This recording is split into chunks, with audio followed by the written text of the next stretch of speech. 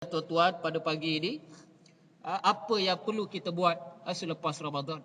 Yang saya masukkan dalam Facebook saya masukkan dalam blog saya sampaikan dalam khutbah Jumaat hari semalam. Apa yang disebut oleh Profesor Dr. Sharaf Qudah, pensyarah dalam bidang hadis di University of Jordan, dalam laman sosial Facebooknya bertajuk Madza Ba'da Ramadan. Apa yang patut kita buat selepas Ramadan? Jadi dalam artikel ringkas itu dia sebut 12 poin sebagai contoh. Tapi kalau boleh buat 12 ini, boleh istiqamah, insya-Allah Allah Taala akan beri kejayaan kepada kita. Dia sebut apa? 12 perkara yang perlu dibuat oleh seorang muslim untuk berjaya dalam menghadapi ujian di dunia ini. Sebab kita berhadapan dengan ujian. Pergi sambut hari raya, buat hari terbuka. Macam mana kita nak jaga supaya yang hadir dalam majlis kita itu adalah orang yang bertakwa. Nabi sebut, la ya'kul ta'amaka illa taqi. Tidak akan ada yang makan makanan kamu melainkan orang-orang yang bertakwa. Sebab itu tak salahlah kita pilih orang-orang yang tertentu untuk hadir ke rumah terbuka kita. Kita meletakkan syarat-syarat. Kita tengok orang Arab, mereka lebih jaga dari sudut pergaulan. Di rumah mereka, ruang tamu mereka ada dua. Ada ruang tamu untuk perempuan, ada ruang tamu untuk lelaki. Yang perempuan, isteri kita, anak-anak perempuan kita akan duduk di satu bilik. Tak apalah kalau dia nak buka tudung sama dia, itu hal dia kan. Kemudian yang lelaki ada satu. Ini kalau kita boleh praktis ini adalah suatu yang sangat cantik. Tapi kadang-kadang rumah kita itulah tempat lelaki, itulah tempat perempuan. Perkara yang mudah, yang basic, kalau kita dapat, maka itu lebih baik untuk menjaga hati kita. So dia sebut 12 poin. Yang pertama dia kata, kita bertaubat kepada Allah dan telah biasa meninggalkan perkara-perkara yang haram. Maka kita perlu juga menjaga taubat kita selepas Ramadan. Kalau di bulan Ramadan, air mata kita mengalir, menyesal atas kesalahan-kesalahan yang telah kita lakukan, maka selepas Ramadan kita kekalkan taubat kita kepada Allah. Jangan kita kembali kepada kesalahan-kesalahan yang telah kita lakukan sebelum ini. Itu yang pertama yang disebut oleh Dr. Sharaf Al-Qudah. Kita bertaubat dan kita teruskan taubat kita itu kepada Allah Subhanahu wa taala. Yang kedua, disebut lagi. Begitu juga kita bulan Ramadan, kita cuba jauh perkara-perkara yang haram. Kita tak berumpat orang, kita kurang tengok televisyen. Maka kita jaga juga selepas Ramadan. Kun rabbaniyan wala takun ramadaniyan. Jadilah kita hamba kepada Allah, bukan hamba kepada Ramadan. Orang yang jadi hamba kepada Ramadan, habislah masjidnya, habislah amal kebajikannya, habislah taubatnya. Jadi kita jadi rabbaniyan. Kita kena jadi hamba kepada Allah Subhanahu wa taala. Kerana Allah bukan saja Tuhan kepada Ramadan, Allah adalah Tuhan kepada selain Ramadan. Yang kedua, hafazna 'ala al-wajibat fi Ramadan, fayajibu an nuhafiza 'alaiha ba'da Ramadan. Kita menjaga kewajipan-kewajipan pada bulan Ramadan.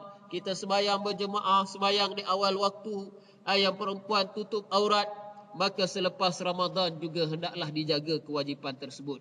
Jangan bulan Ramadan saja tutup aurat, habis Ramadan tak tutup aurat. Yang ketiga dia sebut izdadna ikhlasan lillahi ta'ala fi Ramadan. Keikhlasan kita bertambah pada bulan Ramadan. Min khilali mumarasati ibadatis saum allati la yaraha ahad.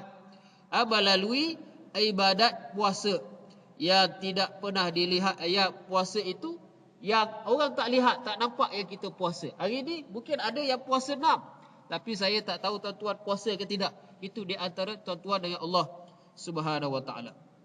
Kerana puasa itu bukan seperti solat nampak.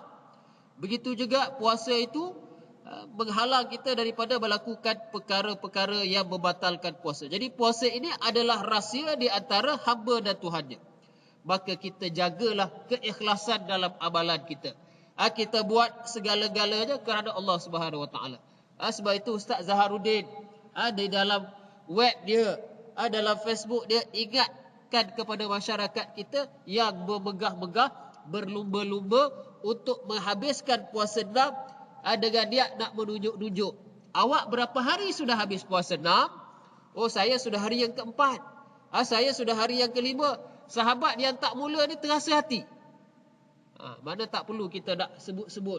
Tak perlu nak kita besar-besarkan. Kalau ada hari terbuka, kita pergilah. Pandai-pandailah berlakon macam mana. Supaya yang tuan rumah itu tidak nampak. Tidak nampak yang kita ini berpuasa. Kalau boleh bawa anak sekali. Jadi, kalau ada anak kecil, tak ada anak kecil, fikirlah macam mana. Nak tunjuk kepada orang yang kita datang rumah dia. Tapi orang tak tahu yang kita itu berpuasa.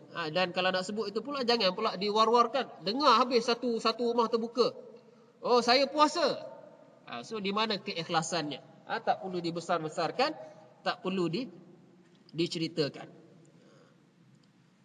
Kalau datang pula dekat nak tutup sudah. Lepas maghrib, telefon, hello, minta maaf, sibuk. Boleh datang tak lepas maghrib? Jadi orang pun tak tahu yang kita itu puasa pada hari tersebut. Yang keempat, ta'awwadna 'ala siyam fi Ramadan. Kita telah biasa berpuasa pada bulan Ramadan. Fayambaghi an nutabi'a dzalika ba'da Ramadan. Maka selepas Ramadan kita juga kena teruskan puasa kita. Iaitu melalui puasa 6 hari daripada bulan Syawal. Nabi kata, "Man shoma Ramadan, summa atba'ahu sittan min Syawal, kana kasiyamid dahri." Siapa yang berpuasa pada bulan Ramadan, kemudian diikuti dengan 6 hari daripada bulan Syawal, maka dia mendapat pahala seolah-olah dia berpuasa selama setahun. Ulama kata setahun macam mana? Kerana setiap amalan kebajikan itu diganda dengan 10 kali ganda. Jadi bila kita puasa Ramadan, 30 kali dengan 10 jadi berapa? 300. Tambah lagi dengan 6 kali 10, 360 kali. Mana seolah-olah kita berpuasa 1 tahun. Itu dia antara tafsiran yang disebut oleh ulama yang dimasukkan dengan pahala puasa sepanjang tahun. Dengan kita puasa 35 hari atau 36 hari, kita mendapat pahala berpuasa. Begitu juga berpuasa pada hari-hari putih, iaitu hari bulan mengambang, 13, 14 dan 15 pada setiap bulan. Begitu juga melalui puasa Isnin dan Khamis. Kalau boleh buat puasa Nabi Daud, yang pencen-pencen ini, boleh jadikan Ramadan ini sebagai permulaan untuk puasa Nabi Daud. Tak payahlah kejar-kejar nak habis 6 hari itu direct. Kerana kaedah puasa 6 ini boleh dilakukan 6 hari direct. Boleh dilakukan selang-seli, sehari puasa, sehari tak puasa. Boleh dilakukan Isnin Khamis, insya-Allah boleh habis 6 hari. Tapi syarat 6 hari itu mesti dalam bulan Syawal. Tak boleh dia puasa 5 hari, 5 hari tiba-tiba yang ke-6 itu dia masuk dalam bulan Zulkaidah.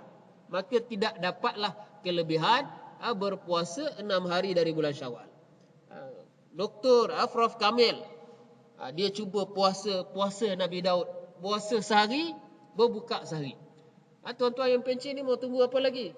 RTM, rehat, tunggu mati.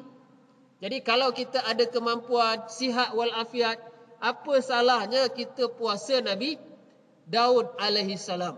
Sebab Ramadan tu kita dah puasa kan? Ini baru tinggal Ramadan ni, perut kita masih biasa lagi. Hari raya pertama itu rasa macam tak percaya, macam tak nak makan. Sebab kita dah biasa perut kita puasa selama sebulan.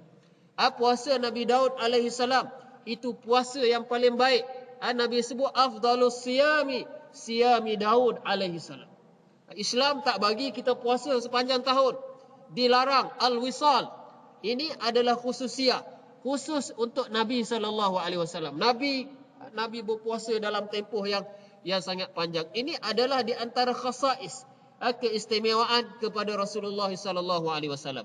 Adapun kita manusia biasa ini, kalau kita nak puasa yang paling baik, ialah puasa Nabi Daud alaihi salam. Puasa Nabi Daud alaihi salam. Mana pusingan dia? Mula daripada 2 Syawal contohnya.